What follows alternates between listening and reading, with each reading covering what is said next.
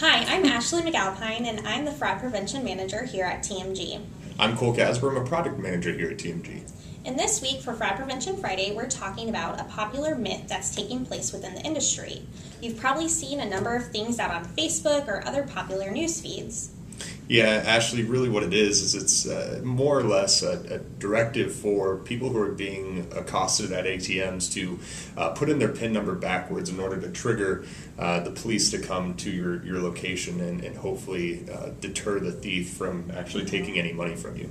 Yeah, so the way that the trend works is it says that if you enter the PIN number backwards, it will still automate and give you the cash for withdrawal, but will signal the police to come. And it actually stems from a businessman came up with the idea in 1998, and since then it's been populating worldwide through the World Wide Web since 2006. Yeah, absolutely. But the Federal Trade Commission, through the Credit Card Act of 2009, really kind of pushed this to the wayside and said that it wasn't really going to be put into action, mostly because of the logistical issues behind it. So it's not something that is actually real, but there are some points that you can take away and provide to your members as to how to be safe if this were to ever happen. Yep, the first thing is to really make sure that your consumers are in a safe location when going to an ATM. So those are ATMs that are brightly lit in popular areas, not those areas that are away from visible sight.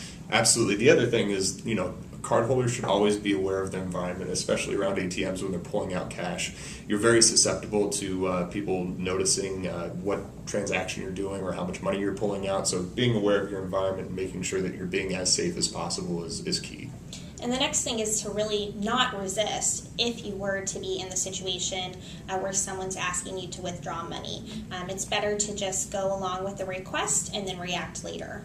Absolutely. And the last thing that you really can do is communicate with your financial institution that it did happen. So, recently my mother was a suspect of her own financial fraud, and the first thing that she did was contact her bank and put fraud prevention measures on top of what were already there to help secure even further. So communicating the situation with your bank is absolutely important.